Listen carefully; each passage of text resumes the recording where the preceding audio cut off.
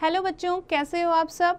आशा करती हूँ आप सब अच्छे होंगे। तो बच्चों, आज हम एक पाठ पढ़ने वाले हैं जो कि एक कविता है जिसमें बाल लीला का वर्णन किया गया है। क्या उद्देश्य है इसका? पहले पद में सूरदास जी ने भगवान श्री कृष्ण के बाल्यकाल का प्रसंग प्रस्तुत किया है। इसमें सूरदास जी कृष्ण की महिमा तथा उनके बाल रूप और सौंदर्य का वर्णन कर रहे हैं, और दूसरे पद में तुलसीदास जी ने श्री राम जी के बाल्य रूप का वर्णन किया है। माता कौशल्या उनके विभिन्न प्रकार से अपने पुत्र को दुलार करती है। ठीक है, तो इनके बारे में हम पढ़ते हैं। सबसे पहले श्री कृष्ण जी के बारे में, जो किसने लिखा है? सूरदास जी ने। मैया मोरी मैं नहीं माखन खायो, भोर भयो गयन के पीछे मधुबन मोही पठायो।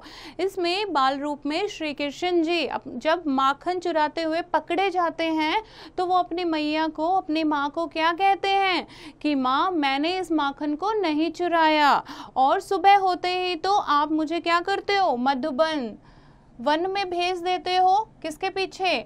गायों के पीछे, है ना। वहां पर सुबह होते ही मुझे भेज देते हो। चार पहर बंसी बट भटक्यो, सांझ परे घर आयो। चार पहर तो मैं वही भटकता रहता हूँ और बंसी बजाता रहता हूँ, जब शाम हो जाती है तब तो मैं घर आता हूँ। तो मैं कैसे माखन चुराऊंगा? मैं बालक बहियन को छोटो, छीको की ही विधि पायो। मैं तो बहुत ही छोटा सा बच्चा हूँ। देखो, मेरा तो हाथ छीको क्या होता है? जब ऊपर मक्खन लटकाते थे ना, जो दही रखने का, मक्खन रखने का बर्तन होता है, तो वो कहते हैं कि देखो मेरा तो हाथ ही नहीं पहुंच पाता इस तक। ग्वाल बाल सब बैर परे हैं, बरबस मुख लपटायो। और जो बाकी के ग्वाले हैं, जो मेरे दोस्त हैं, वो तो सारे मेरे दुश्मन ही हैं, यानी बैरी हैं, और मेरे दोस्त नहीं है वो सारे बाल गोपाल। और वो क्या करते हैं? वो मेरे मुंह पर जबरदस्ती मक्खन लगा देते हैं, और इसीलिए मैं पकड़ा जाता हूँ।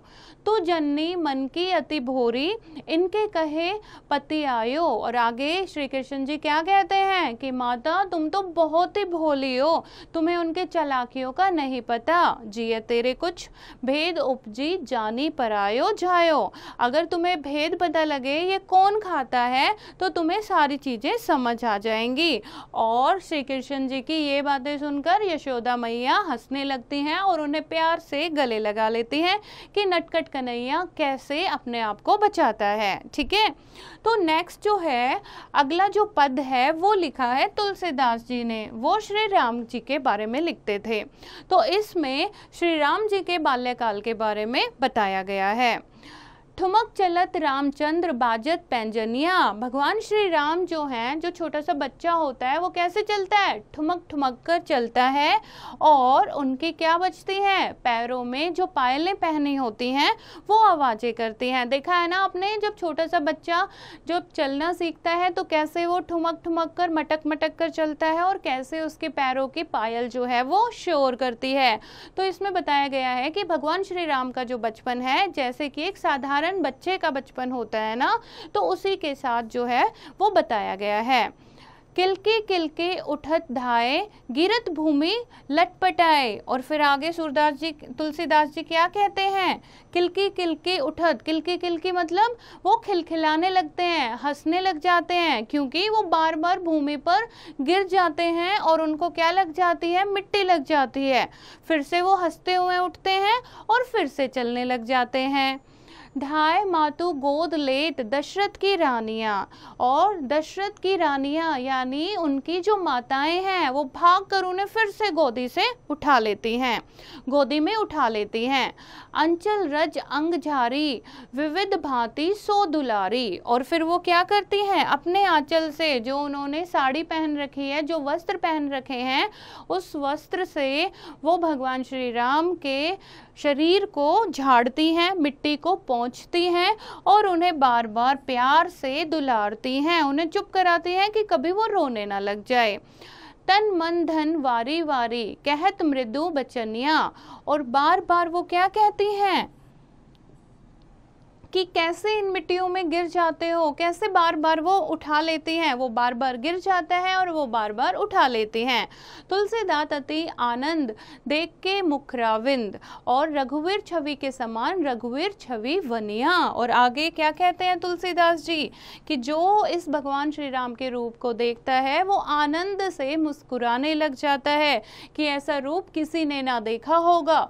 रघुवीर छवि यानी जो भगवान श्री राम की छवि है, जो उनका बाल्यकाल है, उसके समान कोई भी बाल्यकाल किसी से भी हम उसको कंपेयर नहीं कर सकते, यानी किसी भी बचपन से उसकी तुलना नहीं कर सकते, क्योंकि भगवान श्री राम की तुलना जो है वो तो भगवान श्री राम से ही हो सकती है।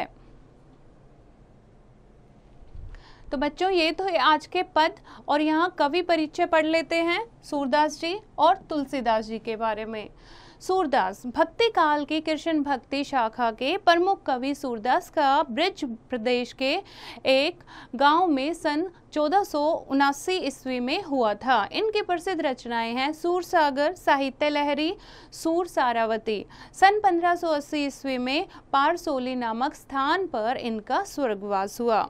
और तुलसीदास जी राम भक्ति शाखा के कवि थे। इनका जन्म 1511 ईस्वी में बांदा जिले के राजापुर गांव में माना जाता है। इनकी प्रमुख रचनाएं रामचरितमानस, गीतावली, दोहावली, कवितावली आदि हैं। सन 1623 में इनका स्वर्गवास हो गया।